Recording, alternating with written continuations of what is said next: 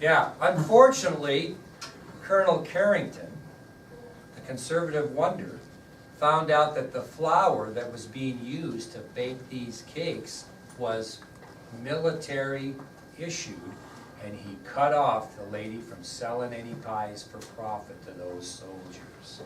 True story. Now, doesn't something make you think about why did these soldiers eat so poorly? Hard to get them all out there. Well, we're out, you know, this is the Rockies, you know. What? Why would they eat so poorly? What is all over the place? Wild game. My God, there's got to be deer and antelope and elk and everything in the world running in that country. Why didn't they go out and just shoot the hell out of all that needed? They would have, but Carrington wouldn't let them. Because he thought if they went outside the fort, what would happen to them? They would be killed. So wild game was very plentiful around the fort, would have certainly provided some solid meals for those soldiers, but the issue was that Colonel Carrington had banned hunting by the soldiers and feared the dangers of hunting outside the fort.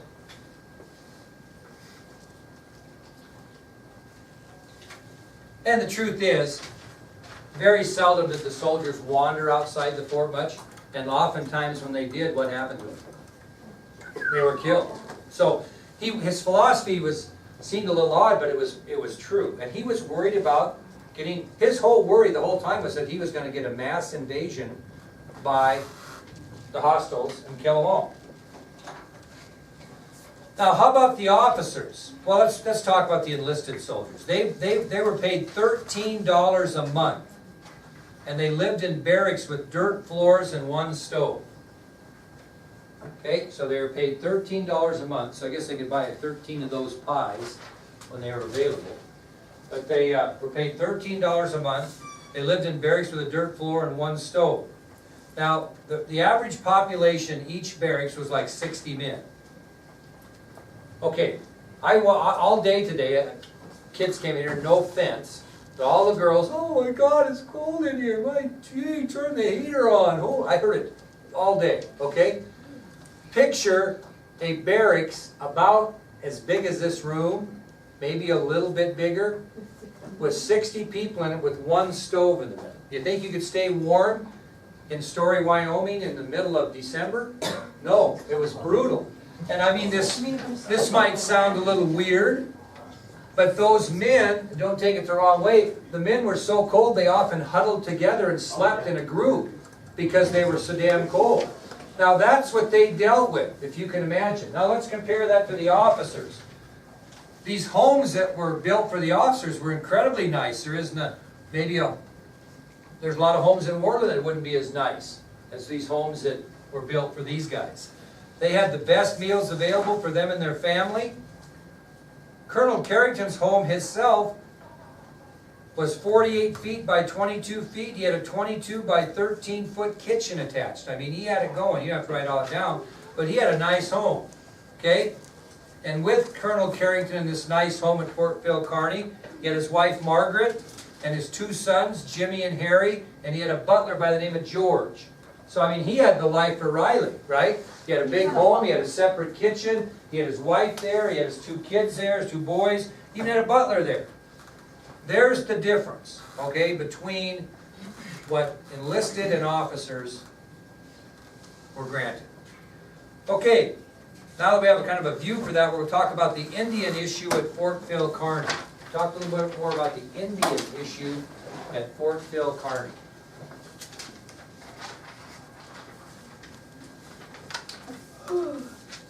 Now, Native Americans are funny people. They don't fight a lot on the offensive. You see what I'm saying? They fight on the defensive. So let me tell you this. If a wagon train is going out to cut wood in areas that are sacred to them, they go and attack, but is that really fighting on the offensive? They are protecting their area. Okay? So, unknowns probably to Colonel Carrington, although he had paranoia, these Indians weren't going to team up into a big group and go take that fort out. At the Battle of Little Bighorn, were the Indians on the offensive? No, they were being attacked and they were defending their area, which led them on the offensive, but they weren't the type of people that are going to say, hey, let's go take that fort, although they probably could have. wipe everybody out, 8 feet walls, burn her to the ground, be done with the thing. That just wasn't the way they did things. So inside the fort was safe. The surrounding Indians were not going to attack a fortified military unit. They just didn't do that. Okay? So as long as they stayed in the fort, they were safe. That's why Carrington was so hardcore about that. So how in the world would you wipe out all of those soldiers if you're the Indians? What are you going to have to do to wipe them out? You're going to have to get them out of the fort. Okay? And so that was kind of their philosophy. The only way to kill the soldiers as a group would be to lure them out of the fort. Now, there was a ridge on these hills, mountains, that was called Lodge Trail Ridge. Okay? And the Indians were going to try to develop a strategy to try to bait the soldiers over that ridge. Because once they went over the ridge, what did they go down into? A deep valley, which was surrounded by ridges, right?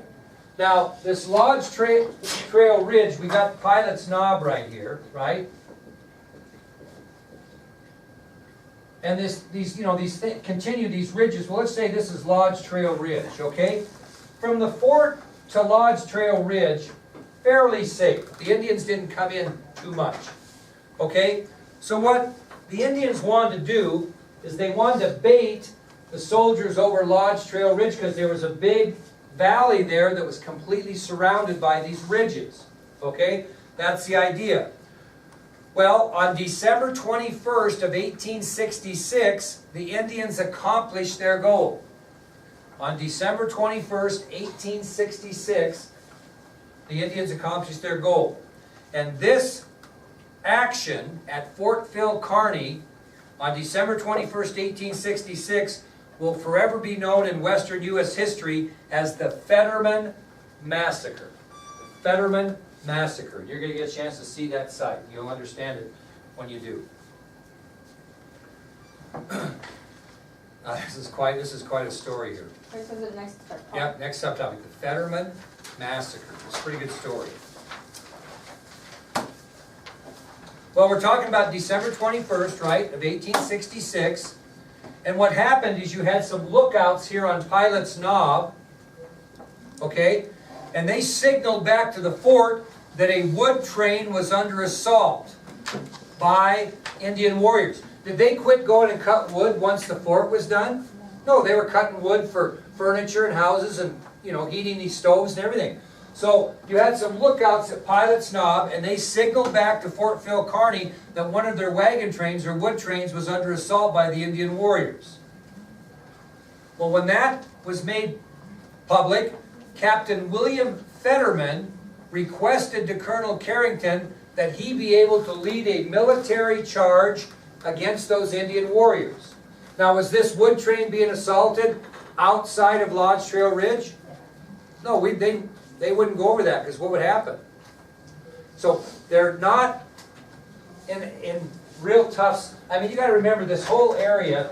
I mean, this was a great big area, and there's ridges all over. But the biggest concern was getting over here. This area here, they certainly were under assault, but they weren't. They could get out of the assault. They could bring help and get out. Okay.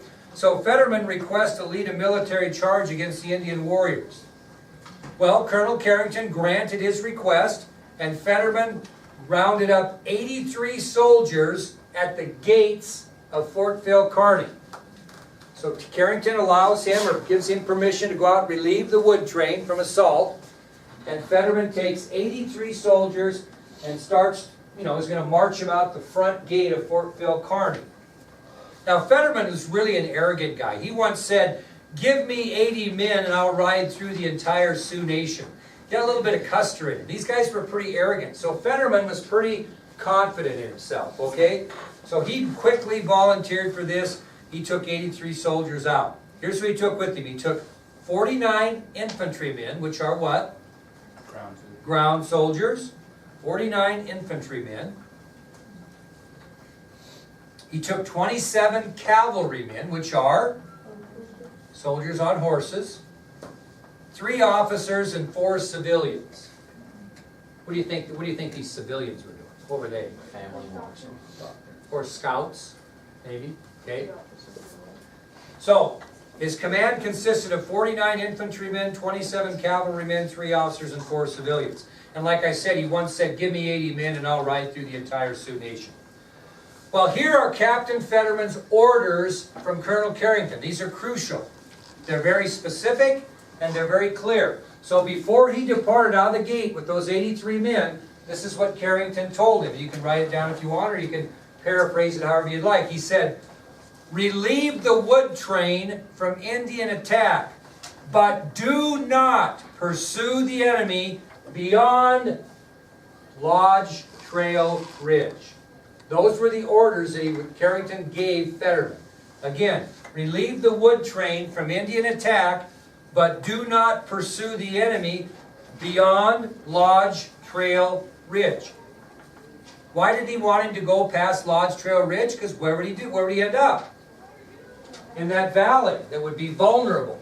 He repeated that to Fetterman 3 times before Fetterman departed. He repeated that to him 3 times. Go ahead and relieve the wood train, but under no circumstances do you advance beyond Lodge Trail Ridge. So at 11:15 a.m., the morning of December 21st, 1866, Fetterman departs Fort Phil Kearny to relieve the wood train. And I'll tell you, this was great strategy on the part of the Indians, because you think that this wood train was a setup? Yes. Oh, yeah. So it doesn't take Fetterman and his men any time at all, really, to relieve the wood train. And they actually stop right at the crest of Lodge Trail Ridge, right at the crest, and look over into the valley. Okay? So has he disobeyed orders? No, he's right at the crest. He hasn't advanced past. He's right there, looking things over. So he relieves the wood train. Doesn't take him that long, and it's 11:45 when Fetterman and his 83 men are at the crest of Lodge Trail Ridge. They're right there, looking over in the valley. You know what they see? Now, here's the story. Well, let me just preface this. We really don't know what happened from this point on, from the soldier point of view, okay? But this is what historians believe happened. And they also have taken Indian accounts, right? It's kind of like the Battle of the Bighorn. There's going to be nobody to talk, right? So here's kind of the full story of what happened according to historical studies, but we're not sure exactly. But anyway, guess what they saw when they got over the ridge? Guess what they saw in the valley? Crazy Horse and 7 warriors. Crazy Horse and 7 warriors.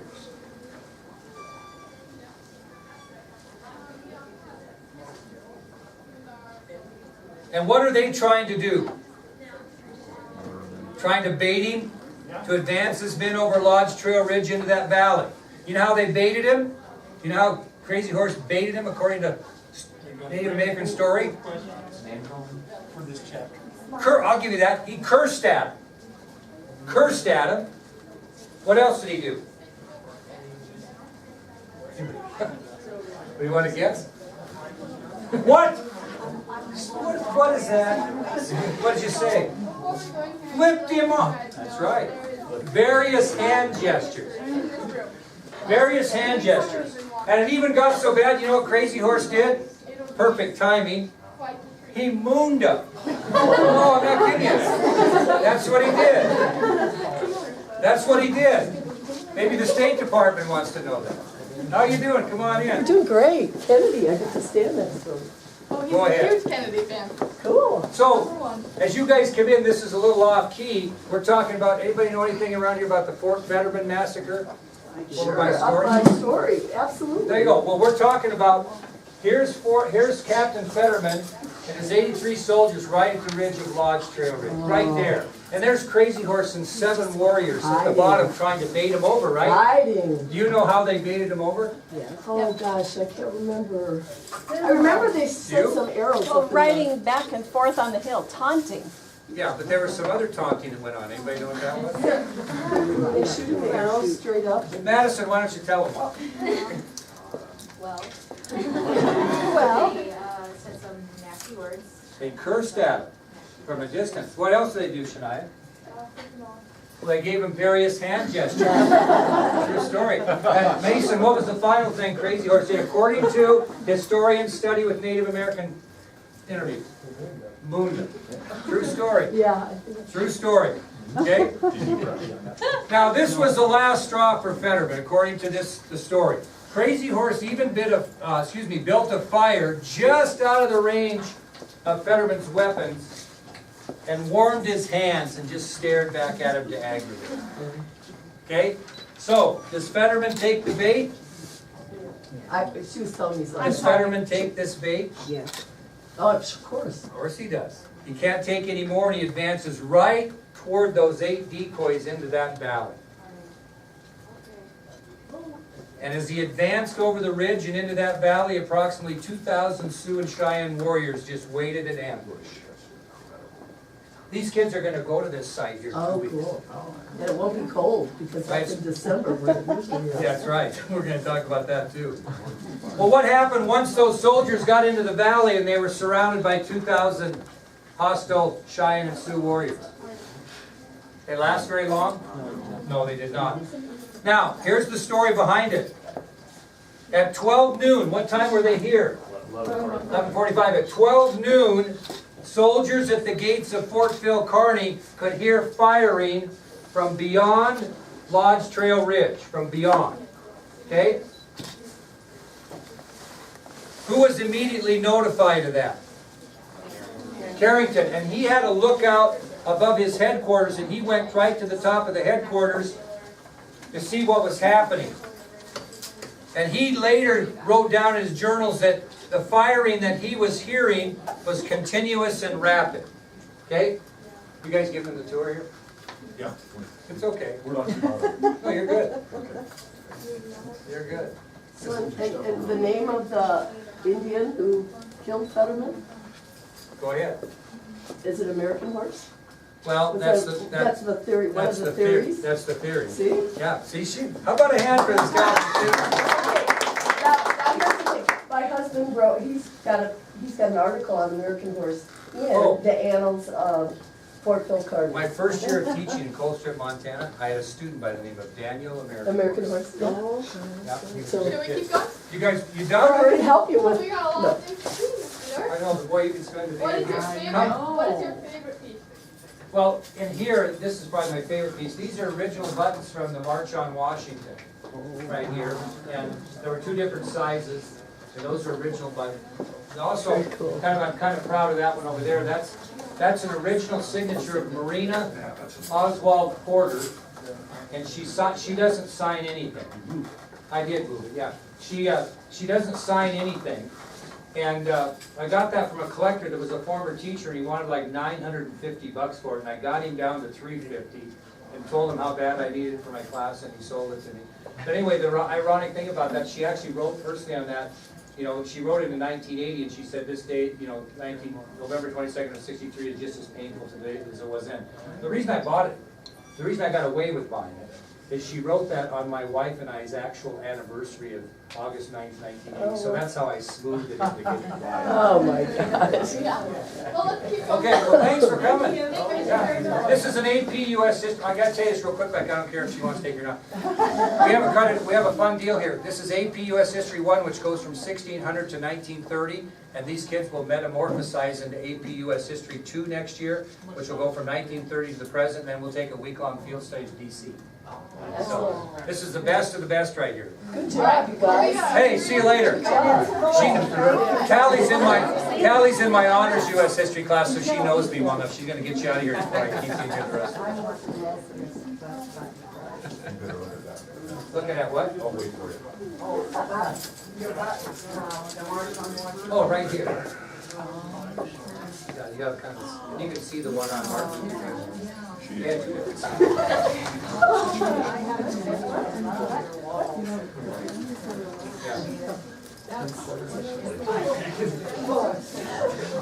It goes all from like goes over the civil rights, goes to the assassination. Yeah. Come back if you want. Wait, come back Okay, anytime. they're waiting for me, I better. You know, listen, you're the President of the United States, they'll wait for you. Oh, sure. Mr. Scott, see you later. All righty. Okay, so anyway, now I got you all confused. Let's kind of back up, then we'll get done here. We'll finish with this right here. So let's review a little bit. So Captain Fetterman and his men could take no more of the taunting, the hand gestures, the mooning, the building of the fire, all that type of stuff. And so they head over Lodge Trail Ridge, and they're met by approximately 2,000 Sioux and Cheyenne warriors who are in ambush in those surrounding hills. Once they're in the valley, they're sitting ducks. They were attacked from all sides. By 12 noon, soldiers at the gates of Fort Phil Kearny could hear shooting from over the ridge. That's when Carrington went up on top of his headquarters, which wasn't as high as Lodge Trail Ridge, and he listened. He couldn't see anything, and he basically stated in his journals that the firing from across Lodge Trail Ridge was continuous and rapid. So what he does, Carrington, and we'll leave with this, after he observes by listening to the firing, he orders Captain Tenador Tenike and 76 men to move out to Fetterman's relief. They're going to try to go support Fetterman, even though he did what? Disobeyed all orders, went over the lodge. So after Colonel Carrington observed and felt he knew what the situation was, he ordered Captain Tenador Tenike and 76 men to move out to Fetterman's relief. And we'll leave you with this. At 12:45 p.m., Tenike and his 76 men were at the top of Lodge Trail Ridge looking into the valley. We'll tell you tomorrow what they saw. Okay? So at 12:45 p.m., Captain Tenike and his men reached the summit of Lodge Trail Ridge, where Fetterman had been a half hour earlier, right? Is that right? No. When was Fetterman here? An hour. An hour later, right? Okay, an hour later, which will give you an idea how long this thing took, okay? So, we'll tell you what he saw and what happened after that, okay? Nice job.